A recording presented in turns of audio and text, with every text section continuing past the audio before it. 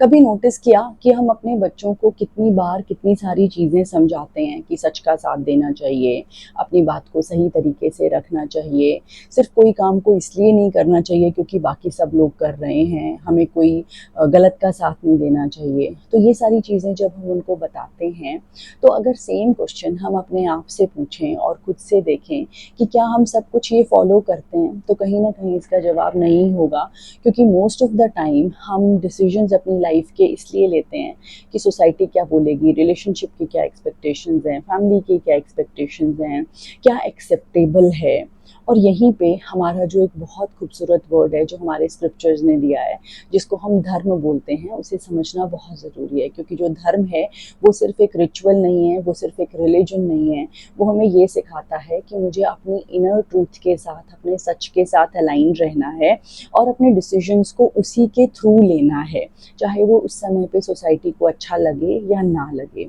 और जब हम ऐसा करते हैं तो हमारा अगला क्वेश्चन ये आता है कि मैं ऐसे डिसीजंस क्यों लूँ, क्योंकि एक तरह से ये स्पिरिचुअल असेंशन का पार्ट है या स्पिरिचुअल ग्रोथ का पार्ट है कि जब भी हम अपने इनर अलाइनमेंट के साथ मिल के, अपनी सोल के ट्रूथ के साथ मिल के कोई डिसीजन लेते हैं, तो हमारी स्पिरिचुअल ग्रोथ होती है, हमारे अनकॉन्शियस पैटर्न्स जो हैं वो ब्रेक होते हैं। किसी भी तरह के एक्सटर्नल फियर को हम, जो उसकी ग्रिप होती है उसको हम लूज़ कर पाते हैं, जो हमारी एक्सटर्नल वैलिडेशन सीकिंग की हैबिट होती है उसको हम लूज़ कर पाते हैं, जो हमारी सोसाइटी की कंडीशनिंग होती है उसको हम ब्रेक कर पाते हैं। और धीरे धीरे हम अपनी लाइफ में ज़्यादा पीस और ज़्यादा प्रॉस्पेरिटी को अट्रैक्ट करते हैं, क्योंकि हम वो डिसीजन ले रहे हैं जो हमारी सोल का ट्रूथ है। तो नेक्स्ट टाइम कभी भी आपको ये फील हो तो एज ए कॉन्शियस पॉज अपने आप से पूछिए और डिसीजन लेने से पहले हमेशा चेक कीजिए कि क्या मैं जो डिसीजन ले रहा हूँ ये अपने इनर ट्रूथ से ले रहा हूँ या मैं सोसाइटी के फियर से ले रहा हूँ।